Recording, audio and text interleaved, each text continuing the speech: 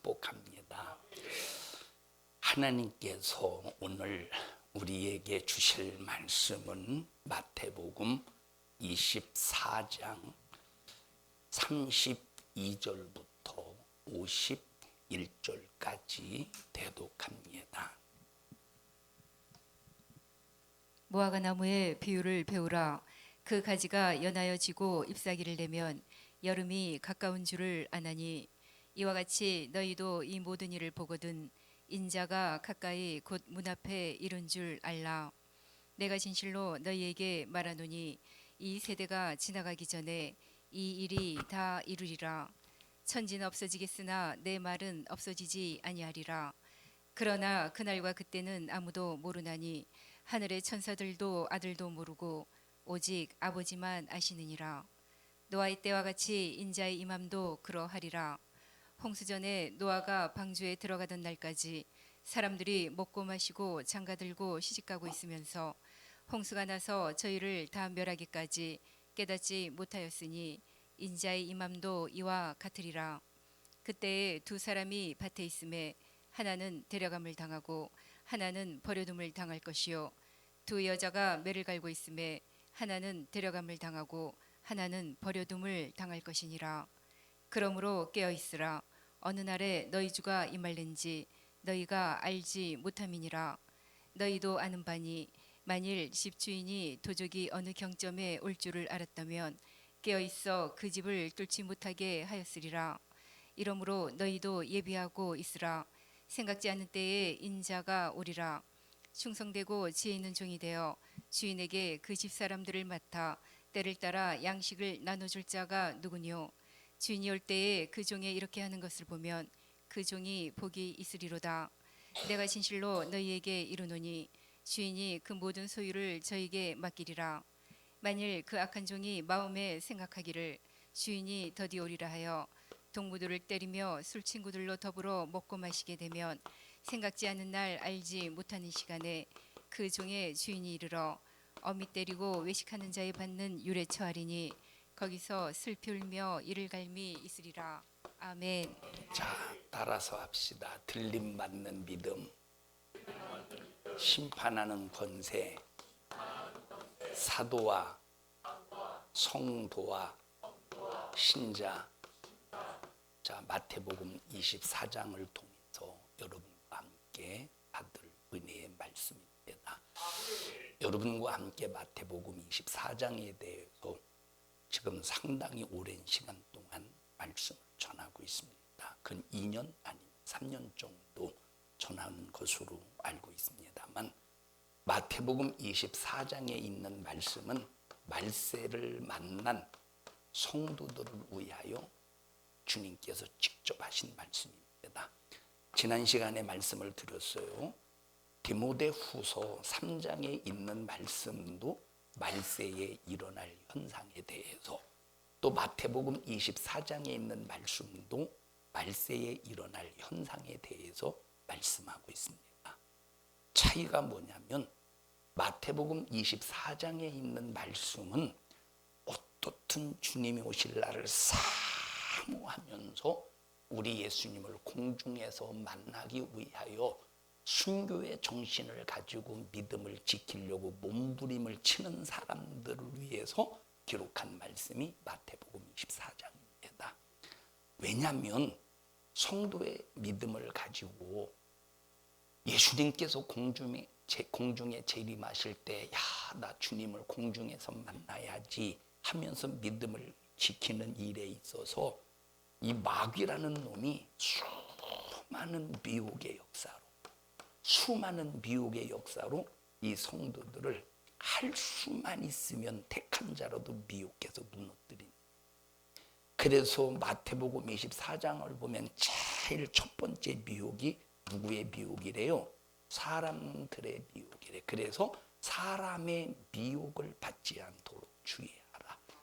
그러면서 그 뒤에 수많은 적그리스도의 미혹, 거짓 선지자들의 미혹, 사랑이 식어져서 믿는 자들이 죽음에 내어주는 수많은 성도의 믿음을 가지고 주님이 공중에 재림하실 때 공중에서 만나기 위해서 몸부림을 치면서 믿음을 지키려고 하는 이 사람들을 마귀 역사는 수만 가지의 방법으로 미혹시키기 위해서 수작을 부릴 때 예수님께서는 야, 너가 신앙생활을 하기 위해서 마귀 역사는 이런 바리게이트를 네 앞에 놓고 믿음을 무너뜨리려고 하고 있으니까 혹시 그런 일들이 벌어지거든 그런 바리게이트에 신앙생활을 멈추지 말고 바리게이트 앞에서 너의 신앙생활을 중단하지 말고 반드시 이겨. 내가 도와줄게. 내가 함께 해줄게.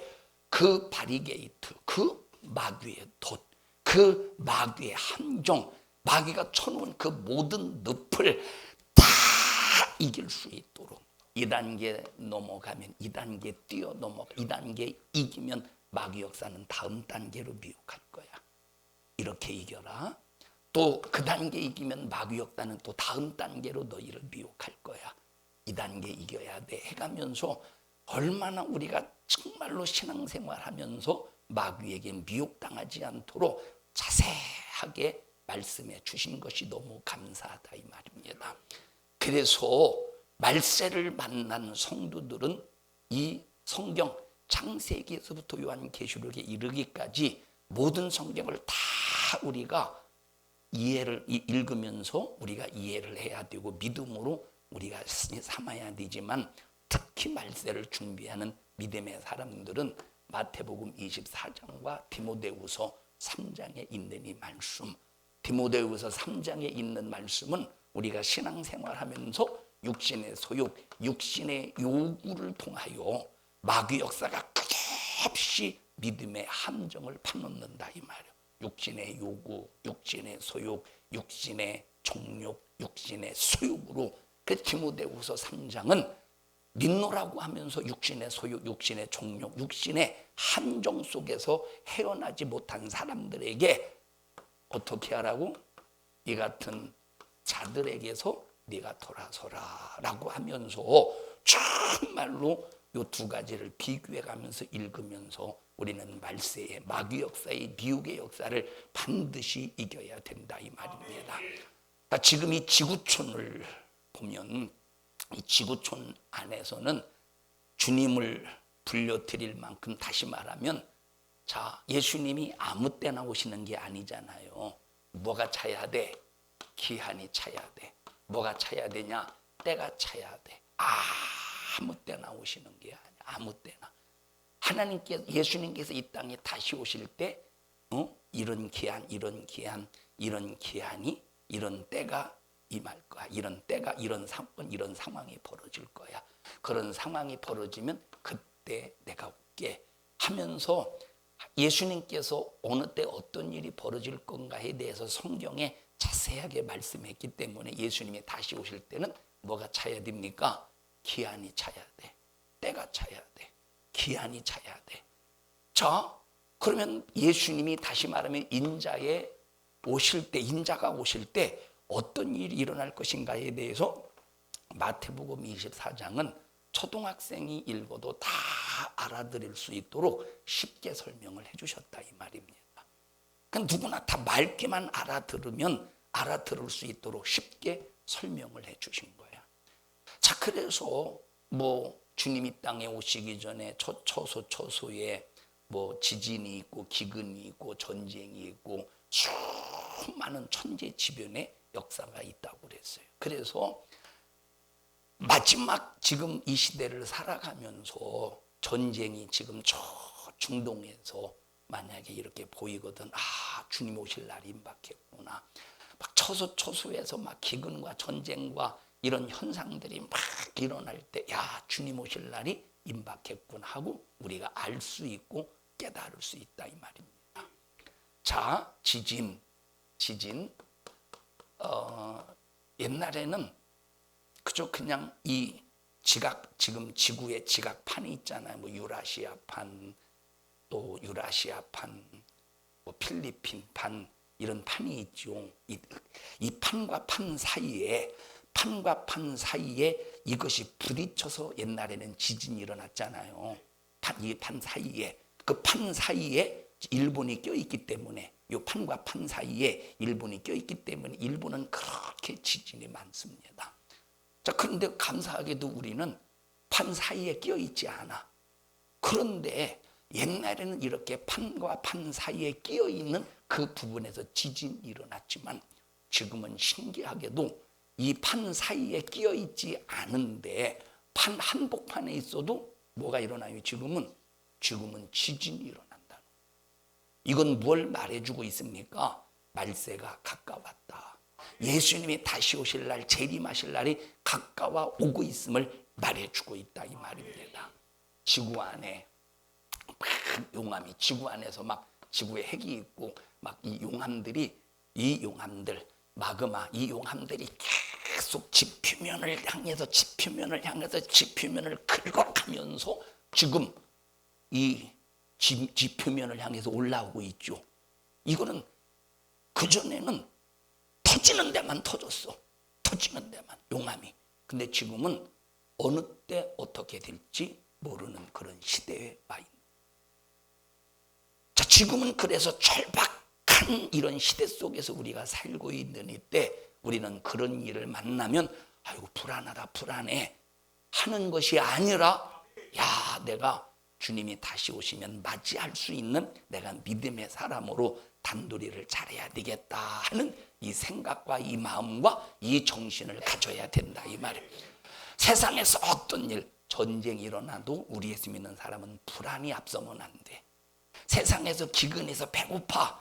야, 큰일 났네. 물가는 오르고 경제는 힘들어지고 야, 그런데 또 전쟁까지 일어나면 야, 우리 뭐 먹고 사나? 우리는 그런 일이 벌어질 때 뭐 먹고 사나 불안하고 답답하고 안절부절하는 것이 아니라 오히려 우리는 딱 그때 내 믿음을 견고히 해야 되겠다고 하는 내 자신을 정말로 하나님 앞에 다짐하면서 내가 믿음을 견고하게 하는 기도로 내 자신을 하나님 앞에 맡겨버려야 된다 이 말.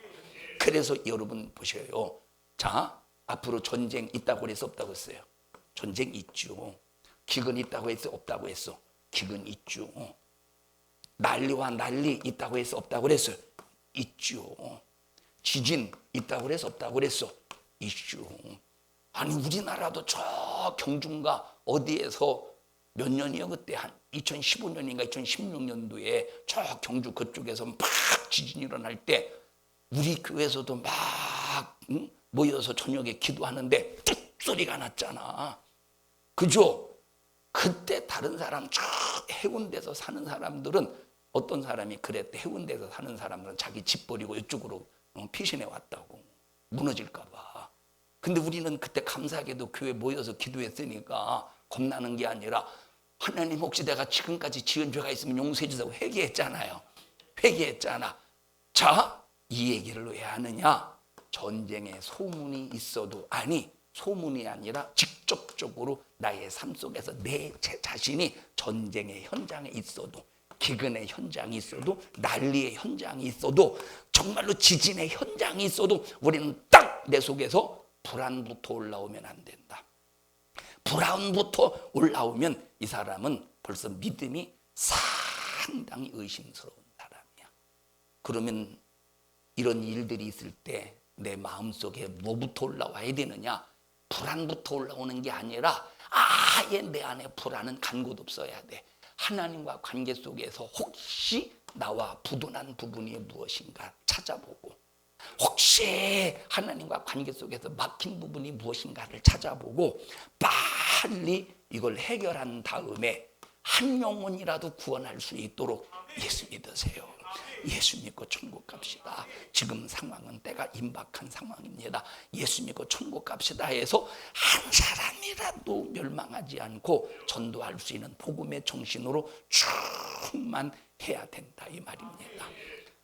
예수님께서 다시 오실 때 번개가 동편에서 번쩍일 때 동에서 번개가 번쩍일 때 서쪽 동에서부터 서쪽까지 거리가 얼마나 될까요? 동에서부터 서쪽까지 거리가 얼마나 될까? 얼마나 되느냐면 얼만큼 돼요. 상당히 멀죠. 얼만큼 되니까 상당히 멀지. 말귀를 못 알아듣네. 상당히 멀어. 그런데 동에서 번쩍 번개가 번쩍일 때 어디에서도 본대?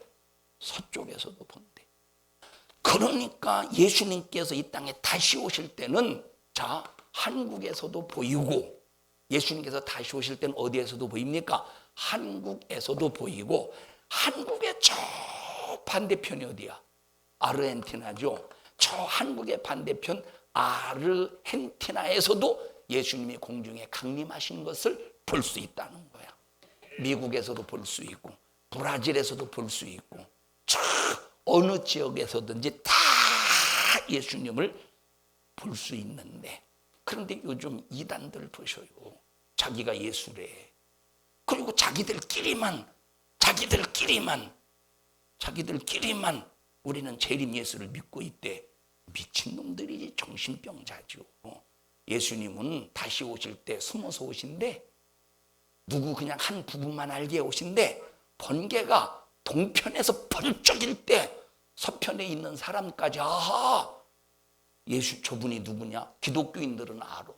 들려 올라갈 자나 버림받을 자나 기독교인들은 수없이 말씀을 들었기 때문에 압니다. 근데 예수 안 믿는 불신자들은 뭐가 뭔지는 모르겠는데 이상한 현상이 일어나는 거야.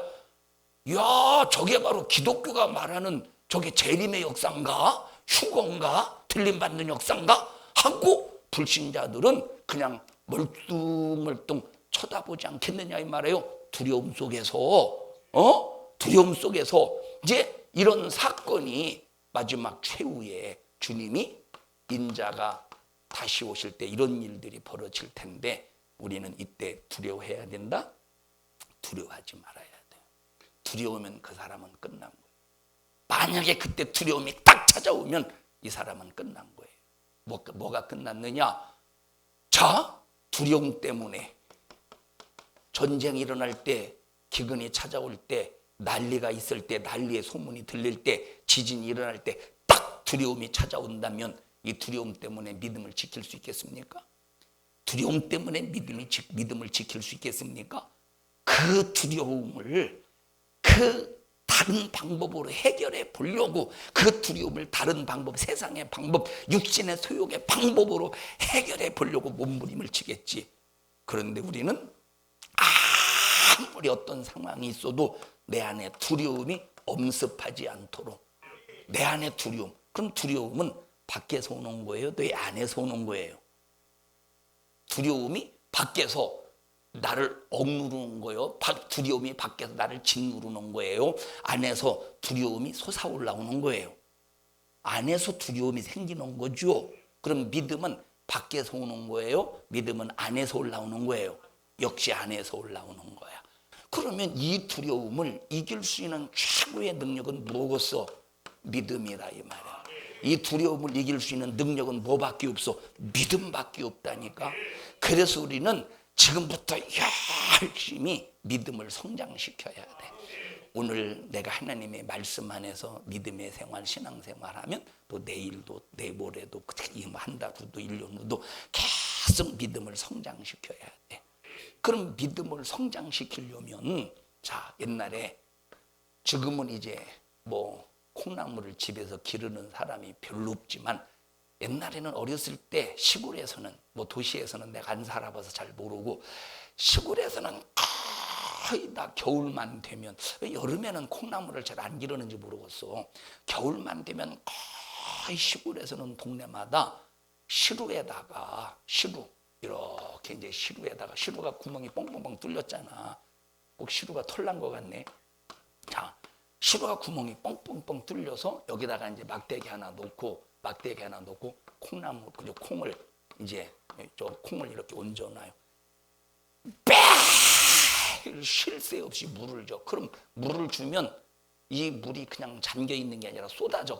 그냥 쑥쑥 쏟아져. 이렇게 여기 물 쏟아지고 거기다가 고무다리 하나 갖다 놓고 쑥쑥 쏟아져. 그런데도 신기하게 계속 자라보면 물이 그냥 다 쏟아지는데 신기하게 다 콩나물 다 키워봤죠. 아니, 이 사람들은 콩나물도 안 키워봤어. 뭐 포도나무도 접붙여보지도 안 했어. 뭐 하면서 살았던 거야 도대체. 탁 쫙. 그래서 성장에 계속 물을 주니까 그것이 콩에게 있어서는 이것이 영양분이 되어서 성장하더라 이 말이에요. 이와 똑같이 우리의 믿음이 성장하려면 진액을 공급받아야 돼. 진액을 공급받지 않고 무슨 믿음이 성장하고 있어요? 그러면 진액이 뭐냐? 하나님의 말씀이에요. 하나님의 말씀을 계속 공급받아야 돼. 그래서 말세가 되면 모이기를 힘쓰래. 말씀을 듣기 위해서 모여야 되고 기도하기 위해서 모여야 돼. 그래서 우리가 진액을 공급받아서 말씀이라는 진액을 공급받아서 우리의 믿음이 성장해야 되는데 우리의 믿음이 어렸을 때 보면 이제 어렸을 때뿐만 아니라 제가 중학교, 고등학교, 대학교 이제 집에 있으면서도 집에 와서 이렇게 보면 아버지가 이렇게 농사를 지을 때 처음에는 한 1월이나 2월 이제 그때 방에다가 이제 고추씨라든지 그때 이제 방에다가 따뜻하니까 군불 때서 따뜻하니까 이 씨를 이렇게 놓고 키워요.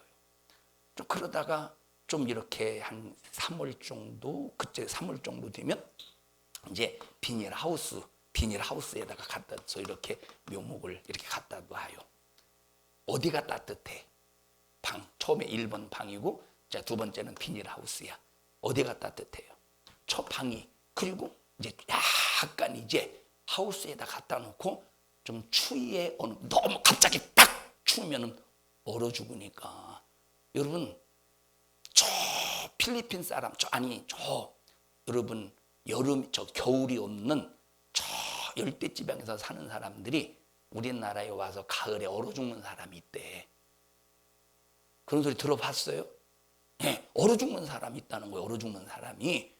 그러니까 영하가 아닌데 얼어 죽어.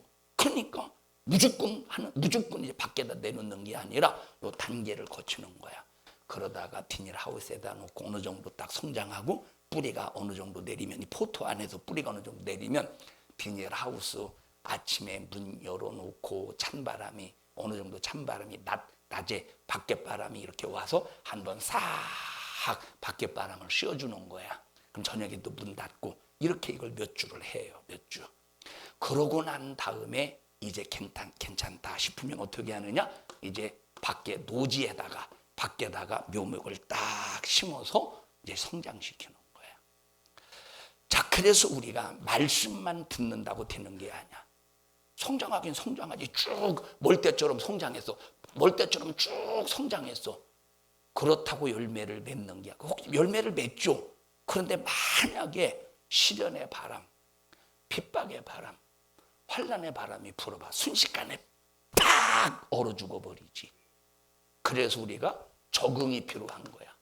말씀을 들으면서 믿음의 성장에 갈 때 그 말씀을 나의 삶에 적용을 시켜서 우리는 뭘 해나가야 돼요?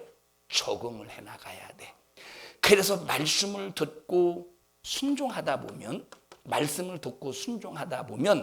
내가 성장한 만큼 말씀을 듣고 순종하다 보면 내가 성장한 만큼 거기에 따른 때로는 핍박도 찾아오고 시련도 찾아오고 어려움도 찾아오는데 만약에 조그만한 이 어린 묘목이 갑자기 막 태풍이 불어보십시오. 살지 못하겠지. 태풍이 불어보. 그러니까 하나님께서는 감당할 시험만 주신다는 거야. 그래서 우리 주님이 다시 오실 때 내 믿음을 견고하게 해서 주님을 공중에서 만나려면 반드시 하나님의 말씀이라는 진액을 먹고 그 진액의 말씀을 쭉쭉 빨아서 내게 영양분이 되게 해야 돼. 영양분. 그리고 하나님의 말씀 안에서 순종하면서 수많은 경험이 생기겠죠. 수많은 경험. 이 사람과도 부딪혀보고 저 사람과도 부딪혀보면서 내가 주님 뜻을 주님 뜻대로 살면서 저런 사람과 사랑하면서 하나를 이루면서 주님 뜻 이루어야 되는데, 하는데 이렇게 나는 내 속에 저 사람이 미운 생각이 있는지 모르겠네. 주님 용서해 주세요. 주님 내게 사랑을 주세요. 사랑을 주세요. 그러면서 내 속에 올라오는 미움도 이기고 불만도 이기고 불평도 이기고 이런 어떤 부정적인 생각과 근성도 막 서로 순종해가면서 부딪히면서 막 이겨가면서 몸부림을 치면서 믿음이 견고해진다 이 말이에요. 이렇게 믿음이 견고해질 때, 신앙생활하면서 전쟁이 찾아와도 기근이 찾아와도 일단 안 주었으면 좋겠어요. 전쟁이 찾아와도 기근이 찾아와도 또 뭐가 난리와 난리의 소문이 있어도 또 지진이 있어도 이런 수많은 사건이 찾아와도 벌써 내 안에서 뭐가 올라와요? 내 안에서 두려움을 이기는 믿음이 올라와서 하나님을 딱 의지하게 되면서 죽으면 죽으리라 하는 이런 정신을 가지고 믿음을 지키면서 주님 맞이할 준비를 해나갈 수 있다 이 말입니다. 그러려면 함께 해야 되는 것이 뭐냐? 말씀의 순종과 함께 기도해가면서, 말씀의 순종과 함께 기도해가면서, 말씀의 순종과 함께 뭐 해가면서? 기도해가면서. 그래서 예수님께서 마가복음 9장에 귀신 들린 아들 속에서 역사하는 귀신을 쫓아냅니다. 제자들이 예수님께 물어봅니다. 왜 우리는 그런 귀신을 못 쫓아냈을까요? 무슨 유 외에는 이런 유, 기도 외에는 이런 유가 나갈 수 없느니라. 기도를 통해서 내 신앙생활 방해하는 모든 원수를 몰아내는 거야. 기도를 통해서 내 신앙생활을 방해하는 모든 원수를 파괴시키는 거야. 자, 그래서 우리의 믿음은 날마다 성장해야 돼. 이 성장은 그냥 가만히 있는다고 성장하는 게 아니라 뭘 주어야 돼? 자, 콩나물에 물을 주듯이 우리는 하나님의 말씀의 진액을 쫙쫙 빨아들이기 위해서 우리는 하나님의 말씀을 들어야 돼. 자, 여러분들이 말씀을 읽을 때, 그냥 말씀을 읽을 때 여러분들이 다 이해가 되고 은혜가 되면 얼마나 좋고서 깨달아지고 그러면, 그런데 성경은 읽을 때 꼭 도움을 받아서 읽어야 돼요. 성경은 그냥 나 혼자 읽으면 모르잖아요. 근데 성경을 읽을 때는 반드시 목회자나 이 성경에 대해서 정말로 아는 사람들의 도움을 받아서 이것이 무슨 말씀인가를 알아야 된다 이 말이에요. 자, 그렇게 해서 말씀을 들으면서 내 믿음을 성장시켜야 된다는 거예요. 믿음을 성장시키지 않으면, 자, 이런 일이 찾아올 때, 이런 일. 자, 12월에 성탄절 부흥성회 때 저 요한계시록에 대해서 쭉 1장부터 22장 전체를 다 할 수는 없지만 큰 타이틀 뼈대만 가지고 우리 성도들에게 요한계시록에 대해 해석하지는 않습니다. 2000년 전에 요한계시록을 기록할 당시 어떤 일이 일어났는가, 그 배경 속에서 기록되어진 요한계시록을 통해서 오늘날 우리는 어떻게 신앙생활해야 될 것인가를 다뤄줄 거예요. 그런 수많은 그때 당시 엄청났죠. 기독교인들을 향한 핍박이, 기독교인들을 향한 박해가 대단했죠. 엄청났습니다. 굉장했다니까. 그냥 우리처럼 그냥 교회 간다고 욕이나 먹고, 코로나 시국에 교회 간다고 욕이나 먹고, 교회 가는 기독교인들을 향해서 이렇게 막 상종도 안 하고 직장 쫓겨나고 그런 상황이 아니었다니까. 2000년 전에는 그런 상황이 그보다 훨씬 비참한, 세상적으로 볼 때 비참한 상황 속에서 살았어. 그 비참한. 그러면 그때 당시 누구는 졌고 누구는 이겼을까? 자, 두려움과 믿음을 한번 잘 생각해 보십시다. 누구는 졌고 누구는 이겼을까? 두려워한 사람은 졌고 믿음을 가진 사람은 이겼다. 믿음으로 두려움을 이긴 사람은 승리해 나가는 거예요. 그럼 오늘날 반드시 예수님은 다시 오신다고 말씀하셨기 때문에 다시 오셔. 근데 그날과 그때는 우리가 알지를 못해. 언젠지 몰라. 하나님 아버지만 아신데, 아들도 모르고 천사도 모르는 하나님만 아버지만 아신데, 하나님 아버지만. 그런데 우리는 그날과 그때는 모르지만 뭐가 차면 오신대?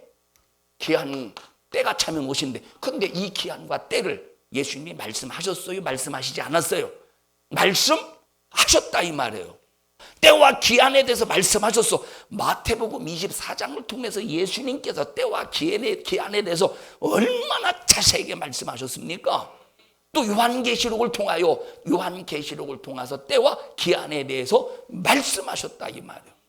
자, 예수님이 다시 오실 때 우리가 복음적으로 한번 생각해 보십시다. 예수님이 다시 오실 때 언제 다시 오시느냐?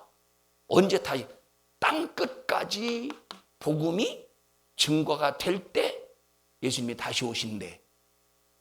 그럼 땅끝이 어디야? 예루살렘이 땅끝이겠지. 자, 두 번째, 예수님이 언제 다시 오신대요? 이방인의 사도행전 11장에 보니까 이방인의 충만한 수가 채워진다는 말은 이방인들에게 하나님께서 이미 구원받기로 작정한 수가 있을 거 아니야.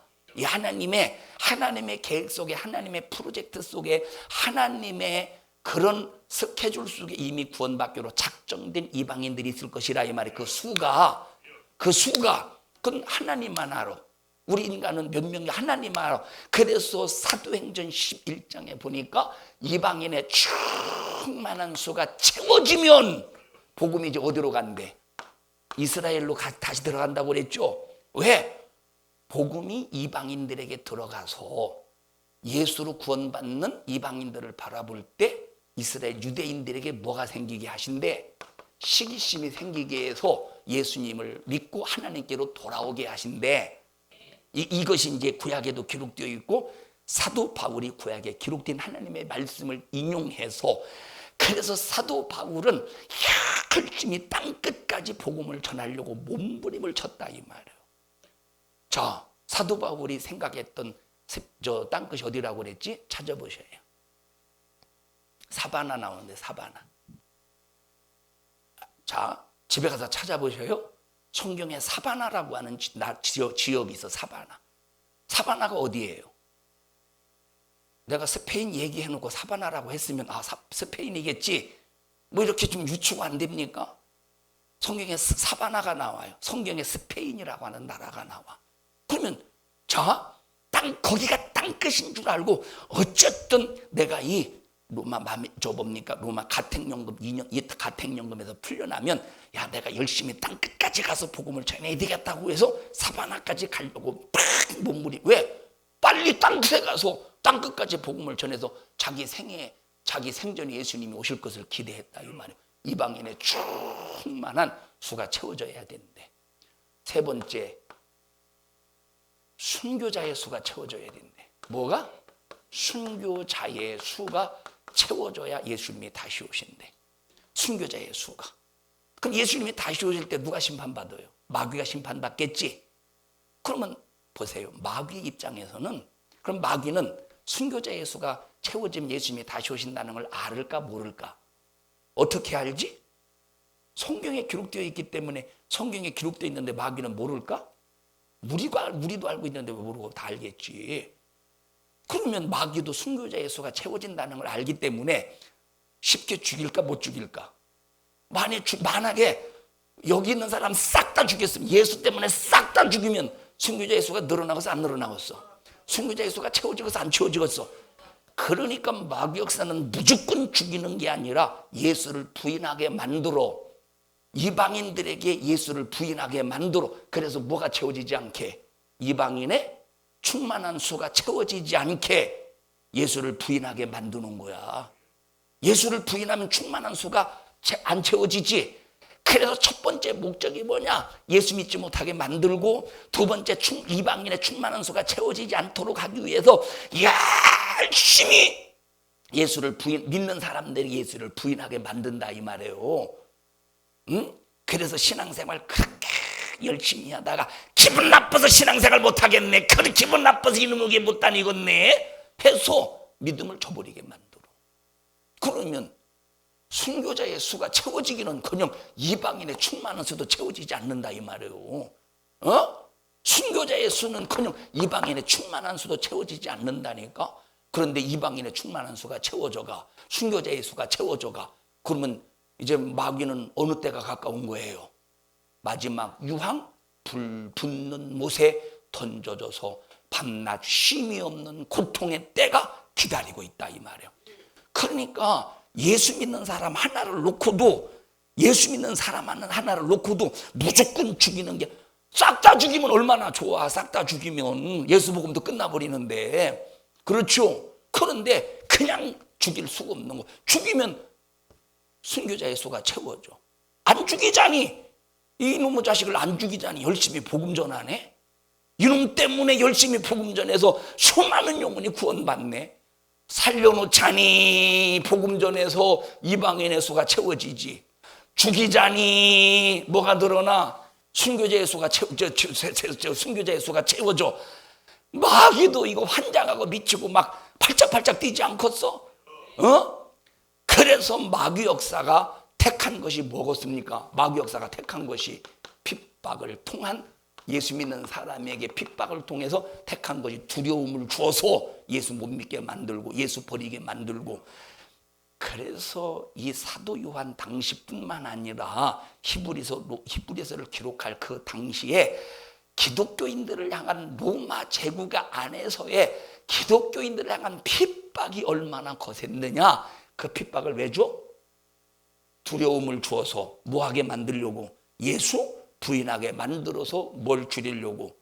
뭐가 차지 않게 하려고? 이방인의 충만한 수가 차지 않게 하려고. 이렇게 마귀 역사는 몸부림을 치는데, 마귀도 계산할 수 있지 않겠어. 마귀의 수학이 빠르겠어, 우리의 수학이 빠르겠어.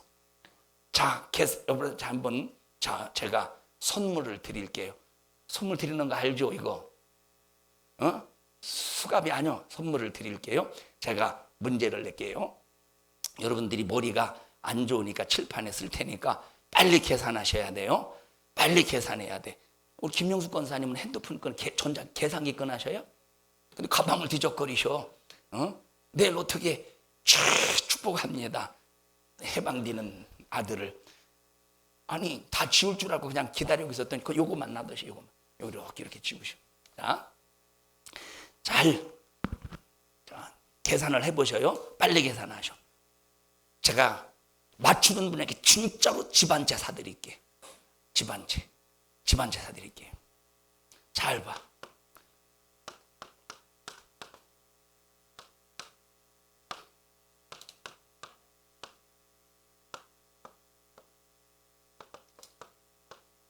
자, 계산 10초 안에 계산해 주세요.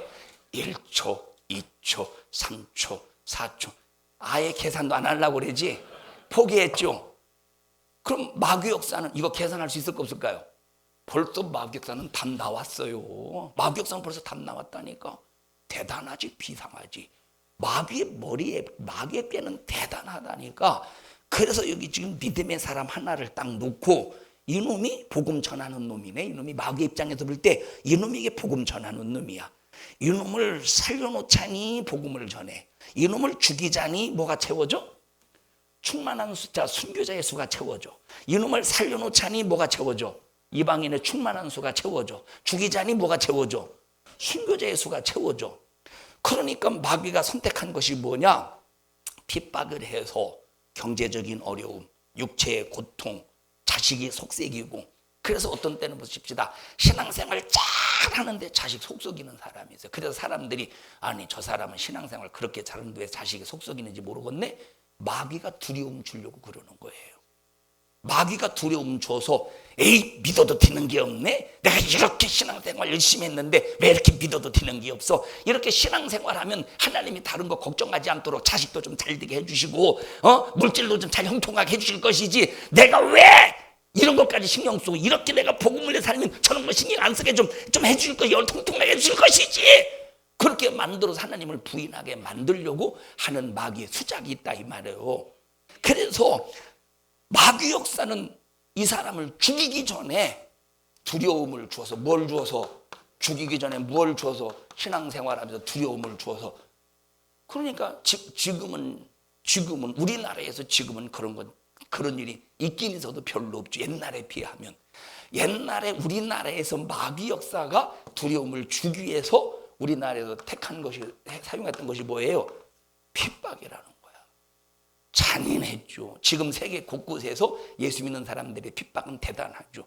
우리나라에서는 점점점 말세가 되면 될수록 그럼 뭘로 두렵게 만드느냐? 물질로 두렵게 만들어. 돈으로. 그래서 지금 마지막 말세가 되면 될수록 사람이 뭐가 중심으로 변하죠? 돈이 중심으로 변해가는 거예요. 그래서 이 돈 때문에 믿음 팔아버리고 돈 때문에 시험 들고 돈 때문에 아주 그냥 믿음을 다 쳐버리고 믿어도 되는 것이 없네. 왜? 돈이 기준이기 때문에.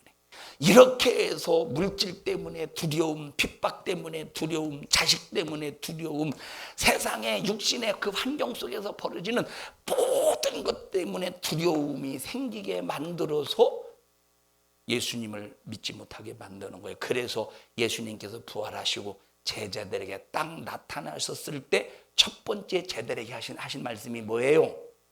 평안할지어다. 이제는 두려워하지 마. 두려움을 이제는 예수로 이겨.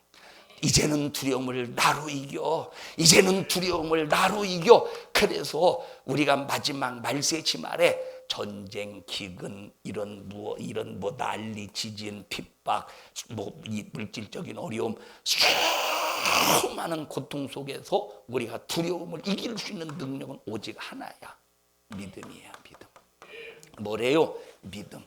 그래서 이 끝까지 두려워하지 아니하고 믿음을 지키기 위해서 믿음을 성장시켜야 된다.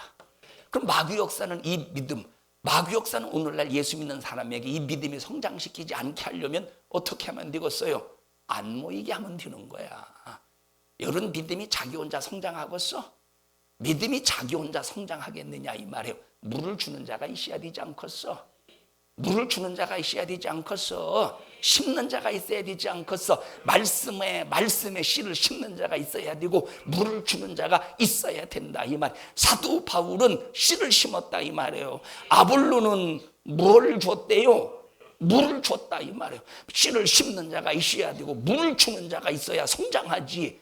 그러면 씨를 심고 물을 주려면 어떻게 해야 돼? 모여야 된다는 거야. 안 모이면 물을 줄 수 없고 이제 씨를 심을수록 물을 줄 수 없으니 뭐 어떻게 성장하겠습니까? 그래서 성장된 믿음은 순식간에 무너진다니까. 성장되지 못한 믿음은 순식간에 무너진다 이 말에. 이 마귀의 큰 교환 수작에 우리는 절대 넘어가면 안 되는데, 자 보십시다. 시간이 벌써 저렇게 됐네. 자 보셔요. 그러면 앞으로 핍박이, 기독교인들을 향한 핍박이 전 세계에 동일하게 기독교인들을 향한 핍박이 거세질 텐데, 전 세계에 동일하게. 지금은 내가 좀 신앙생활 편하게 좀 해야 되겠다 해서 신앙생활 잘 할 수 있는데 핍박 안 하는 나라가 얼마든지 있겠지. 그곳에 이사 가면 돼, 이민 가면 돼. 근데 이제 앞으로는 어느 나라를 가도 동일하게 기독교인들을 향한 핍박은 거세질 때가 와. 동일하게. 동일하게 온다니까. 이제 그때가 찾아오면 차라리 지금 죽는 게 훨씬 낫대. 우리 다 지금 죽을까 차라리? 그렇다고 연탄 피워놓고, 그 연탄 뭐지? 연탄 번개탄 피워놓고 죽을 수는 없는 일 아니오. 읽어보십시다. 자금 이후로 죽는 자는 복이 있다. 요한계시록 14장인가 보십시다. 14장 13절인가 한번 보세요. 맞나?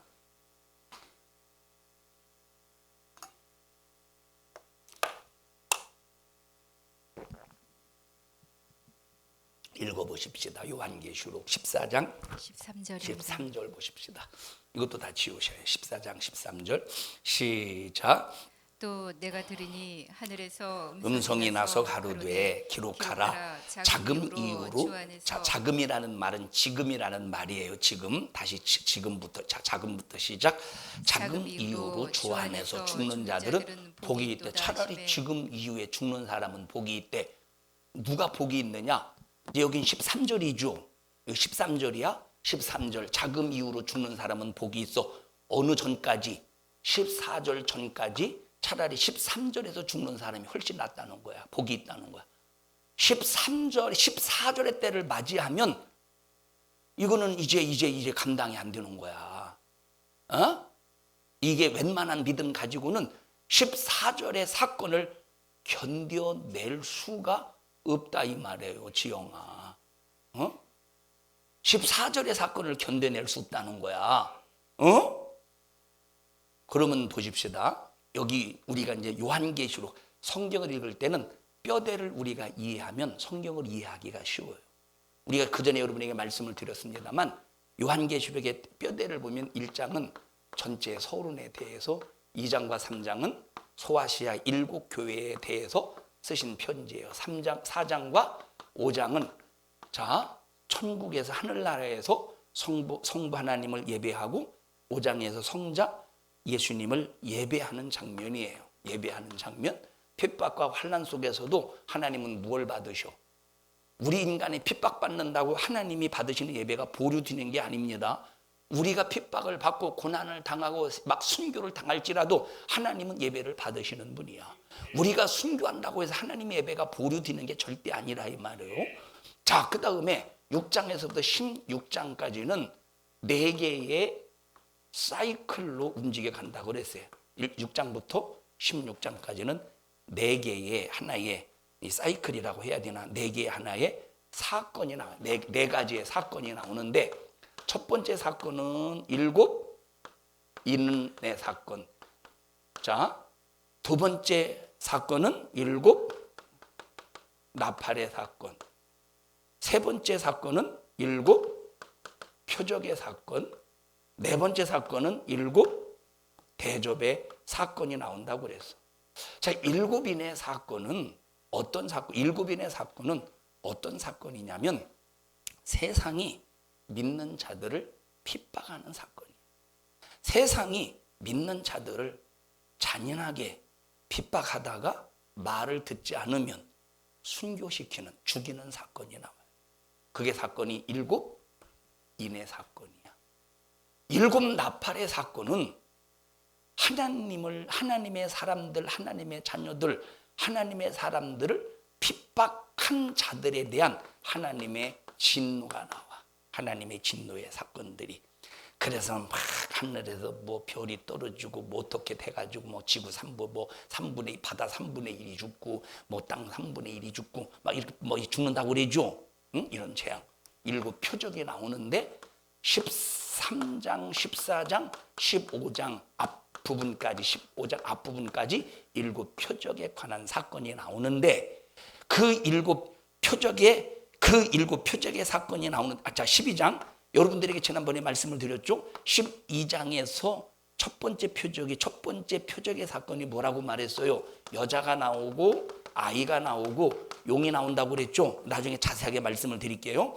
자, 쭉 가가지고 두 번째 바다에서 올라오는 짐승, 세 번째 땅에서 올라오는 짐승, 그 다음에 네 번째는 무슨 사건이 나오느냐면, 자, 요한계시록 14장에서 14만 4천의 사건이에요. 14만 4천의 사건.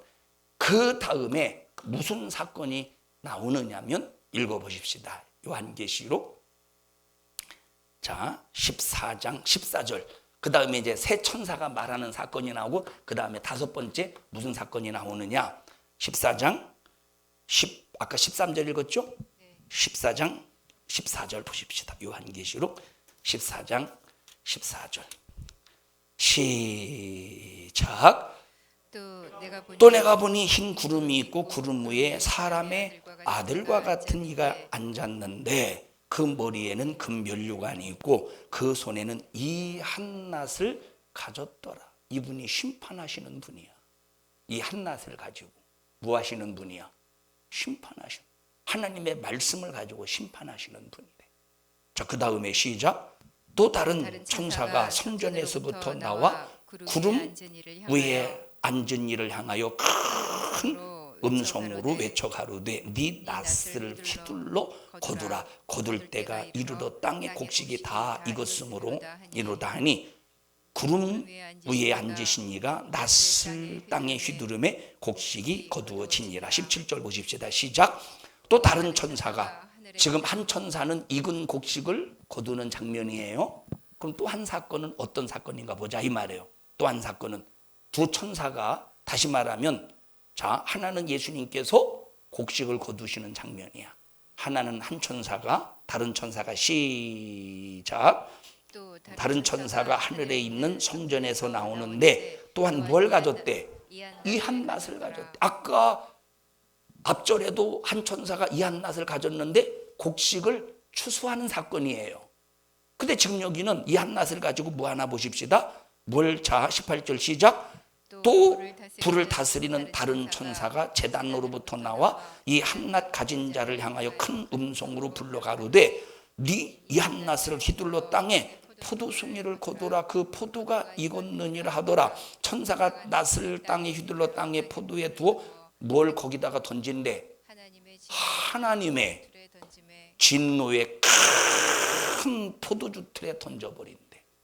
하나님의 진노의 포도주 틀에 들어가면 포도주 틀에 들어간 그 포도가 어떻게 되었어? 완전히 믹서가 되어서 그 포도 껍데기가 완전히 이 진액이 다 말라 비틀어져서 그냥 하나의 그냥 완전 그 뭐라고 말할까, 그거 상상이 되죠. 진액이 완전히 다 상상이 되죠. 여러분, 포도주 틀에 들어가서 그 진이기는 그 고통을 견디겠어? 그 고통을 견디겠어? 그러려면 우리가 익은 곡식이 되어서 앞에 천사가 이 한낫을 휘둘러 곡식을 거둘 때 곡식으로 거둬들임을 당해야 되는데, 그런데 곡식으로 거둬들임을 당해야 되는데 마귀 역사는 곡식이 되지 않도록 우리에게 뭘 준대? 두려움을 줘서 뭘 포기한대? 믿음을 포기하게 만들면 쭉정이가 되겠어? 곡식이 되겠어? 쭉정이가 돼. 그러면 쭉정이가 될 때 어떻게 된대? 포도주 틀에 들어가서 하나님의 진노가 임한다는 거예요.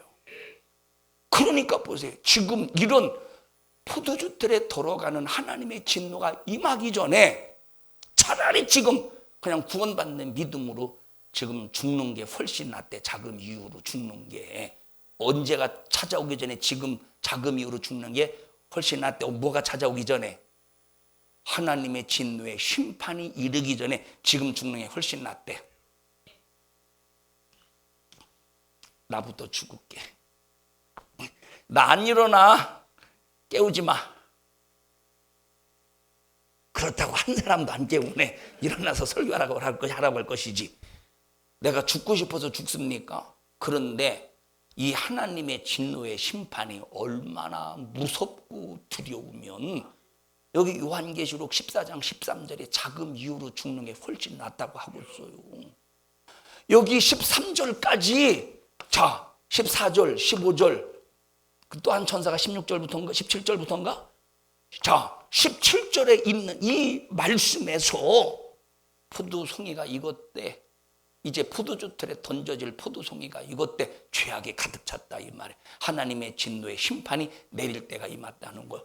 그 임하기 전까지, 하나님의 진노의 심판 임하기 전까지 차라리 지금 예수 믿고 구원받는 그런 믿음을 가지고 차라리 지금 죽는 게 훨씬 낫은데 내 맘대로 죽어지느냐니까. 내 맘대로. 설교 듣는 거예요. 그래서 우리 성도들이요, 우리 신앙생활하면서 두려움을 이기는 신앙생활, 두려움을 이기는 신앙생활. 전쟁이 찾아와도 기근이 와도, 여러분 코로나 때문에 얼마나 많은 사람들이 두려워했습니까? 우리는 코로나 따위 때문에 두려워할 필요가 없는 사람들.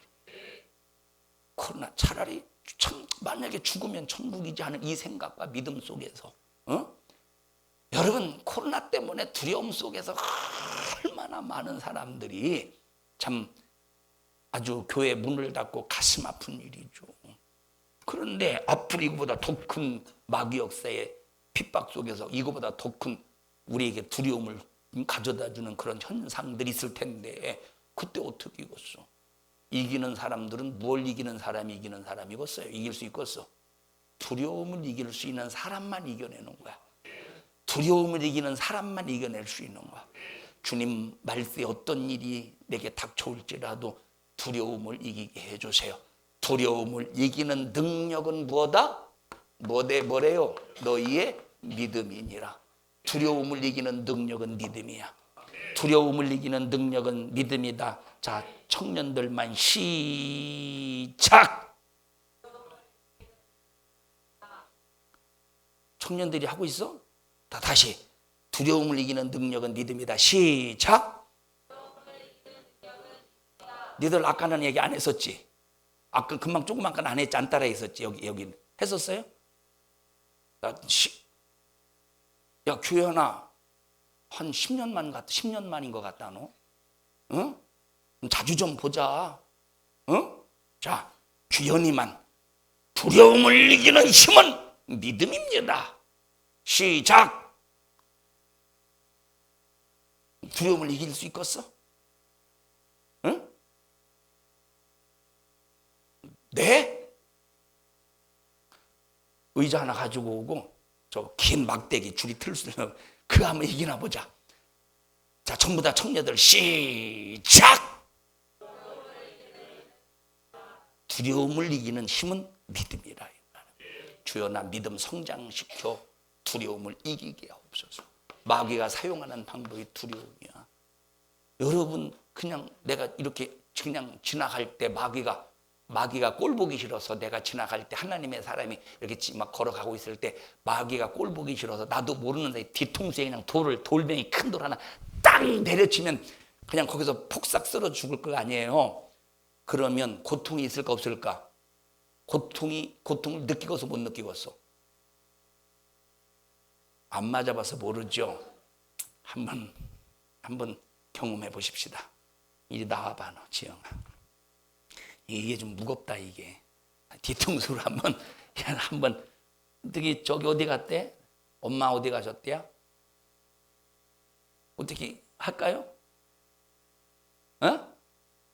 하지 말아요? 왜 하지 말라고 하느냐? 내가 할 테니까 목사님 하지 말래요. 넌 집에 가면 큰일 났어. 그렇게 죽으면 고통이 없을 거 아니에요. 근데 마귀는 절대 그렇게 안 한다니까. 뭘 줘? 두려움. 앞으로는 점점점 더 두려움이 생길 겁니다. 믿음이 없는 사람은 앞으로 점점점 두려움이 생길 거야. 그래서 믿음을 더 성장시켜야 되고 믿음을 더 키워놔야 된다, 이 말이에요. 우리 옆 사람 두 손 꼭 잡으시면서 우리 두려움을 이기는 힘은 믿음입니다. 시작.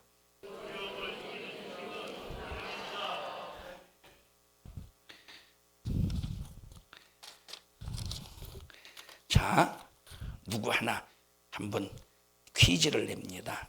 이번에도 손목시계를 하나 딱 해드릴게요. 손목시계.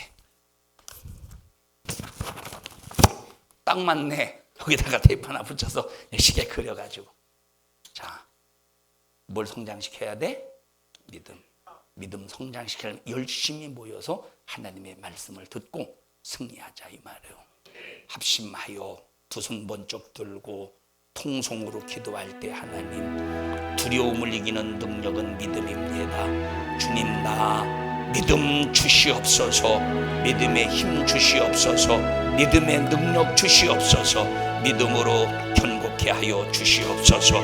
절대 무슨 일이 있어도 두려움 때문에 믿음을 포기하는 자가 되지 않게 하시고, 두려움 때문에 믿음을 좌절당하는 자가 되지 않도록 주님 도와주시옵소서.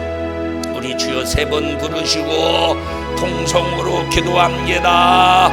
주야, 주야, 주야. 하나님 고맙습니다.